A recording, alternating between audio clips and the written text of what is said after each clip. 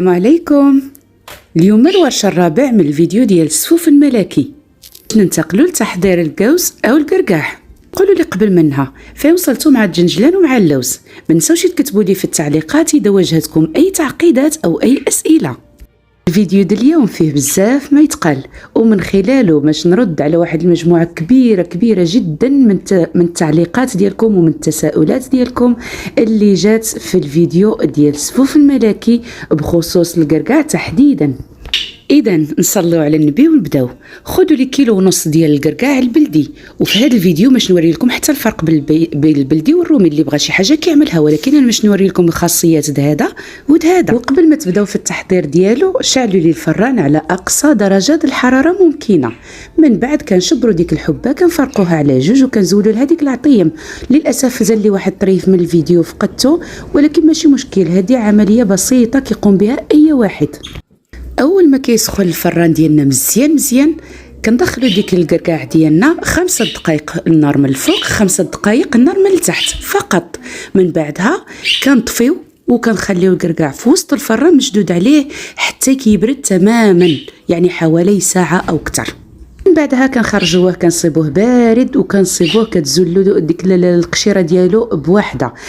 فحال اللي كتشوفوني هنا كنعمل في هذا الفيديو مع كتحادي الحبه القرقاع كيزول ديك القشور ديالها بوحده.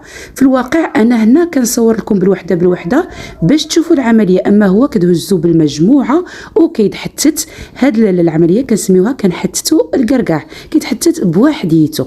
وهنا كنعمل لكم واحد المقارنه.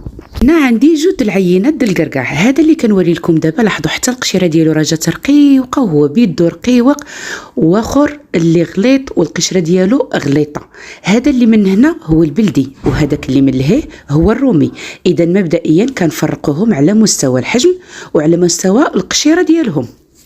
انا كنوريهم لكم حتى هما يعني من بعد ما كنخرجوهم من الفران النتيجه كتكون واضحه. لاحظوا معايا هذا البلدي، لاحظوا كيتحمر بشكل تام تقريبا وكياخذ واحد اللون مذهب بحال كغاميليزي، بخلاف اخو الرومي كيبقى بيض. لاحظوا معايا، وحتى في التقشير ما كيتقشرش 100% بحال البلدي، وهذا عنده تاثير سواء على الطعم سواء على الجوده. هنا باش نرد على الاخوات اللي كيقولوا الجوز او القرقاع كيفسد السفوف، لا مطلقا، هي كتبقى في الطريقه. بالعكس، من عناصر الجوده السفوف هو استعمال الجوز فيه. لاحظوا هنا كميه الدهن اللي كيعطيني، خلافا على ياخر اللي قاصح وما كيعطينيش الدهن. حضروا القرقاع ديالكم واستنوني في الفيديو غدا ان شاء الله، وصلوا على الحبيب.